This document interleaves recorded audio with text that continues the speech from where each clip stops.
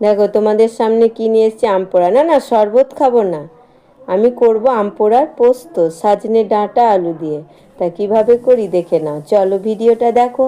দেখো এখানে দিয়েছি সজনে ডাঁটা আলু কেটে নিয়েছি, এটা আম পোড়াটা আমি ছাড়িয়ে নিচ্ছি। আর ওখানে তো সর্ষে কাঁচা লঙ্কা পোস্ত বেটে রেখেছি।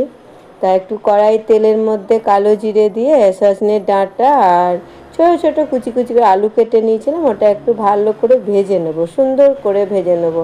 যতক্ষণ না ভাজা হচ্ছে আমি নাড়তেই থাকবো। দেখো ভাজা অনেক হয়ে এসছে। এবার আমি এর মধ্যে না একটু জল দিয়ে দেবো, প্রায় 1 গ্লাস মতন জল দিয়ে দিয়েছিলাম। তাই এটা এবার লবণ দিয়ে এবার আমি সিদ্ধ হতে দেবো। যতক্ষণ না সিদ্ধ হয় ঢাকাটা থাকবে, তবে সিদ্ধ হয়ে গেল।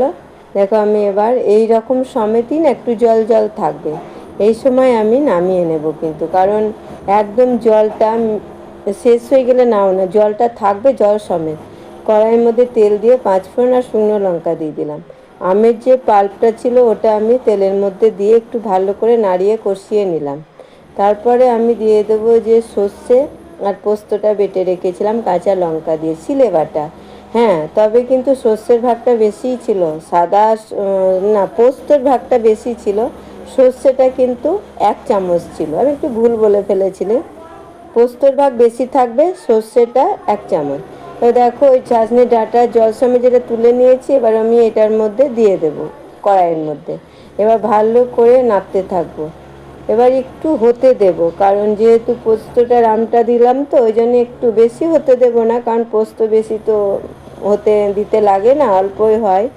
আর নতুন নতুন রান্না করতে আমার খুব ভালো লাগে, এটা কিন্তু আমার নতুন রান্না। আর অবশ্যই তোমরা খেয়ে বলবা যে কেমন হয়েছে, আমাদের তো ভীষণ ভালো লেগেছে খেতে।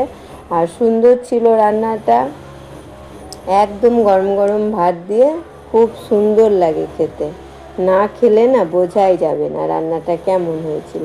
তাই তোমরা অবশ্যই খেয়ে দেখো রান্নাটা, আমি কষ্ট করে রান্না করে তোমাদের সামনে নিয়ে এলাম, আর ধৈর্য ধরে আমার রান্নাটা অবশ্যই দেখো। আর দেখো এবার হয়ে গেল, নামিয়ে নিলাম। এবার গরম গরম ভাত দিয়ে হেভি লাগবে খেতে। তা চলো তোমাদের সামনে এই ভিডিওটা নিয়ে এলাম, তোমরা অবশ্যই একদিন অবশ্যই খেয়ে দেখো। আর চলো আজকে মতন টাটা।